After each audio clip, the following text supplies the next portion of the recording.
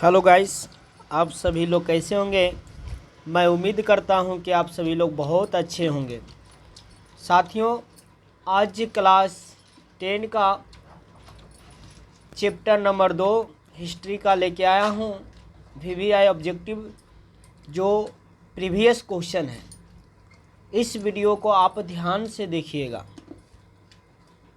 तो कहता है ना दोस्तों कि भरोसा माँ बाप पर हो करो तो इस दुनिया पर नहीं। धोखा दुनिया दे सकती है पर माँ बाप नहीं। तो अपने लिए नहीं दोस्तों, अपने माता पिता के लिए आप अपने जीवन में सफल होइए और ज़्यादा से ज़्यादा आप मेहनत कीजिए।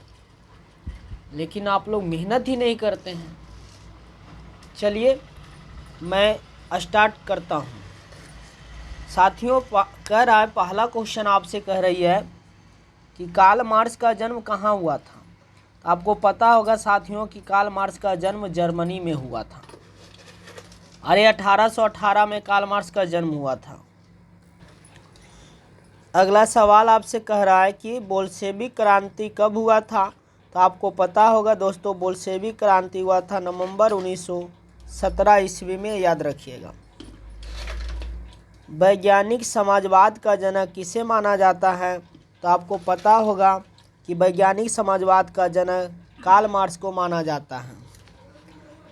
रूस में जार का अर्थ क्या होता है। तो रूस का सम्राट होता है। लेनिन ने 1920 में घोषणा किया था, तो नई आर्थिक नीति का घोषणा किया था। साथियों, रूस में कृषक दास प्रथा का अंत कब हुआ था। तो ये 1861 ईस्वी में हुआ था, याद रखिएगा। ब्रेस्ट लिटोवस की संधि किन देशों के बीच में हुआ था। तो ये आपका इसका आंसर हो जाएगा लगभग में रूस और जर्मनी के बीच में हुआ था।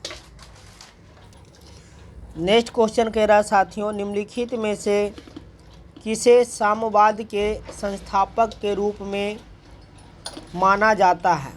तो साम्यवाद के संस्थापक के रूप में कार्ल मार्क्स को माना जाता है, याद रखिएगा। साम्यवादी घोषणा पत्र के लेखक कौन है। तो ये आपका हो जाएगा कार्ल मार्क्स और एंगल्स। कार्ल मार्क्स और एंगल्स। साम्यवादी शासन का पहला प्रयोग कहाँ हुआ था। तो साम्यवादी शासन का पहला प्रयोग ये रूस में हुआ था। दास कैपिटल का प्रकाशन किस वर्ष हुआ। तो दास कैपिटल का प्रकाशन 1867 ईस्वी में हुआ था। साथियों, युद्ध और शांति पुस्तक, वार एंड पीस पुस्तक किसने लिखा। तो ये टॉल्स्टॉय ने लिखा था। साथियों, मजदूर दिवस कब मनाया जाता है। तो आपको पता होगा 1 मई को अंतर्राष्ट्रीय मजदूर दिवस। अगला सवाल आपसे कह रहा है कि रूस की बोल्शेविक क्रांति का नेतृत्व किसने किया था। तो आपका इसका आंसर लेनिन हो जाएगा। साथियों, समाजवादियों का बाइबिल किसे कहा जाता है। तो ये दास कैपिटल को समाजवादियों का बाइबिल कहा जाता है। 95 थीसिस किसने लिखा।